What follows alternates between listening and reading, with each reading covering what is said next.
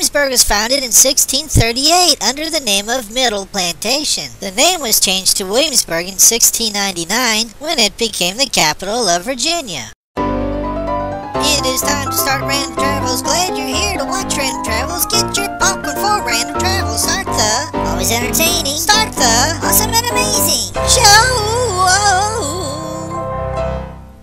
When Virginia's General Assembly created Williamsburg in 1699, it ordered that its main street, in honor of His Highness William Duke of Gloucester, shall forever hereafter be called and known by the name of Duke of Gloucester Street. And that's where we are, and that's where we'll be walking today. There's only one thing to worry about while you're walking these streets, and that is that there are a lot of carriages that are pulled by horses. And horses aren't the neatest animals in the world, if you know what I mean. You might need to hold your breath, but definitely watch your step.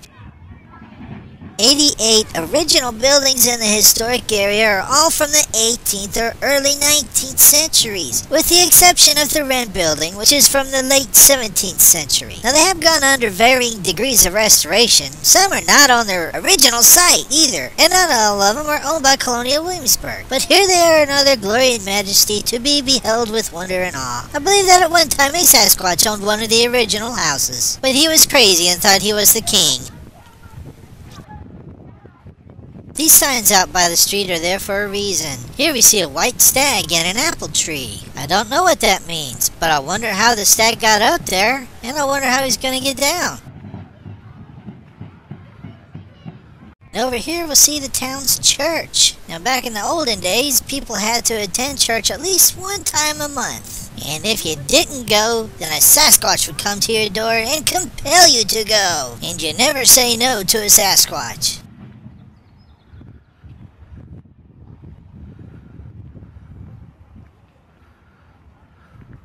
Just think of the historical people who walked these very streets, such as George Washington, Patrick Henry, and James Madison. Not to mention the College of William and Mary alumni, such as Thomas Jefferson, James Monroe, and John Tyler. And you know what? I bet they all had to be careful not to step in horsey-doo.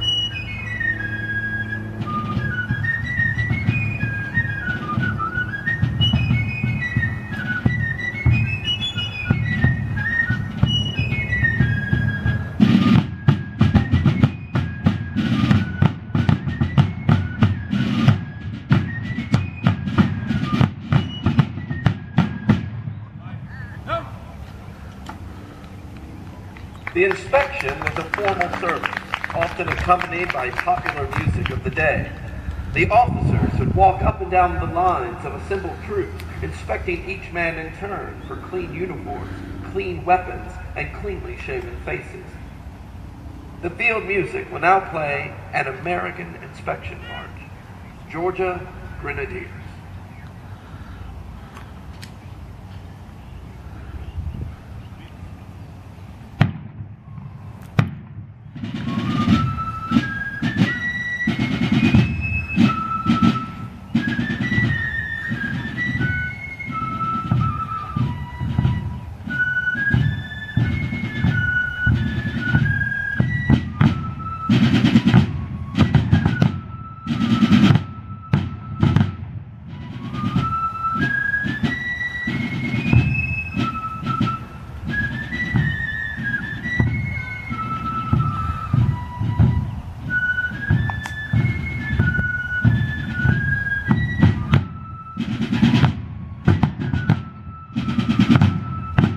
regimental flags of the Army. This ceremony passes the colors before the regiment to make them identifiable to the soldiers on the battlefield. The field's music will now troop the colors. You will hear two French pieces, the French Mariners and Les Drapeaux. Mike.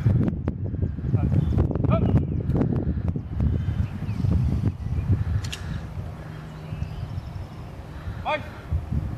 Slow. Up.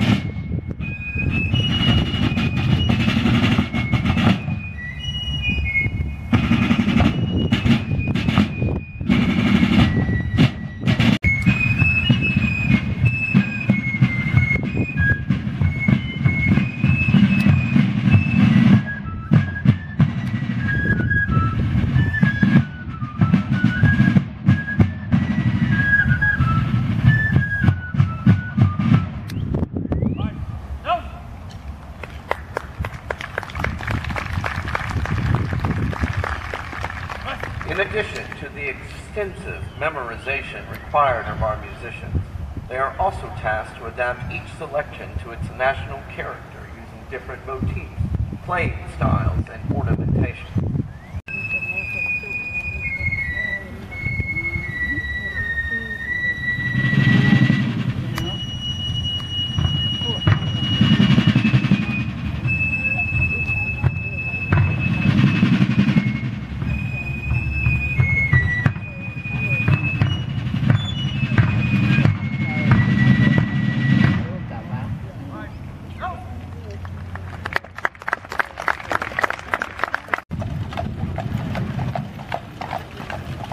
Hey, can I come up there and take a ride with you? I'll just jump on real quick, cause I don't have any money, okay? Hey, come back, dagnabbit! This building we're looking at here is the armory. This is where they'll keep their tanks, their cannonballs, their powder, their rifles, all the instruments of war.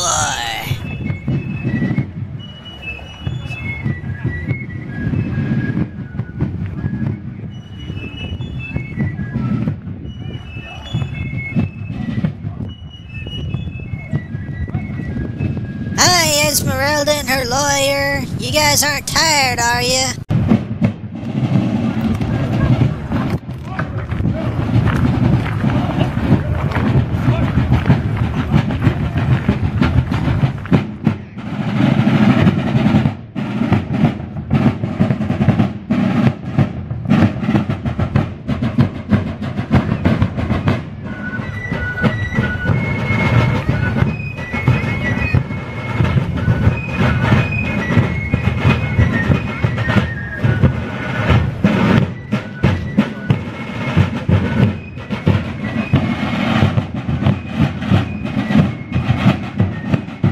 Some of these buildings are stores and you can go in and you can buy stuff. But some of these buildings require a pass, but you have to buy. There will be signs outside the buildings to let you know if this is one of those buildings. In case you want to know, I don't have the pass because I don't have any money. This building to the left here where folks are hanging out is a restaurant. It's called Josiah Crowning. And no, I never ate there. They never invited me in and said, hey, would you like to come in and have a free dinner on us? No, they never did. If they did, I would do it. But they never did. Dagnabbit. I mean, really, I don't throw food on the ceiling anymore. Don't tell me Ezzy and her lawyer are gonna eat here. I am the toilet paper mummy man. All heed me. I demand a sacrifice of at least 2 rolls of toilet paper from everyone who hears my voice. Bring your toilet paper to me, or your toilet paper shall be cursed. Mr. Mummy, please don't haunt me or whatever. I'll give you some toilet paper. Just give me some time to deliver it, okay? Very well, then you shall have till midnight. Okay, whatever. Hey, I see a squirrel. If I can catch him, maybe I can eat him.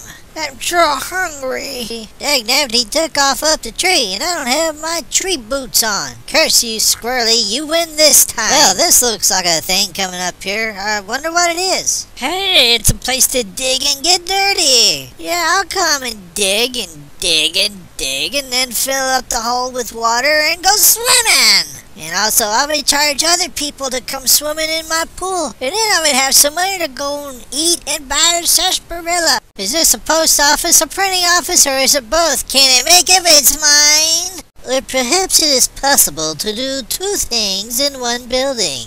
My, what a fancy concept.